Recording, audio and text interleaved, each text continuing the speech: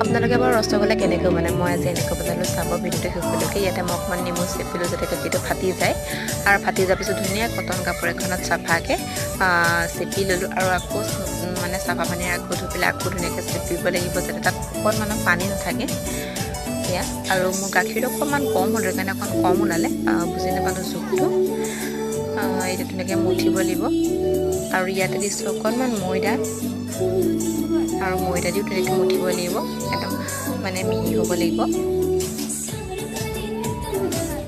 আৰু এই ধুনীয়াকৈ মানে গোল গোল কৰি হৈ গ'ল 10-12টামান মান। এতিয়া অকণমান পানী দিলোঁ, পানীটো গৰম হোৱাৰ পিছত ইয়াতে যিখিনি মানে মই গোল কৰি থৈছিলোঁ সেইখিনি এড কৰি দিলোঁ, আৰু অকণমান বইল আহিলে বইল হোৱাৰ পিছত ইয়াতে অকণমান চেনি, অকণমান 1 কাপ দিছোঁ চেনি, আৰু ইয়াত ধুনীয়াকৈ গলি গৈছে। আৰু ইয়াতে দিলোঁ তেজপাত, আৰু তাৰপিছত মই যিখিনি মানে গোল কৰি থৈছিলোঁ সেইখিনি ইয়াতে দি দিলোঁ, আৰু আমাৰ ৰেডি হৈ গ'ল ৰসগোল্লা, মিনি ৰসগোল্লা।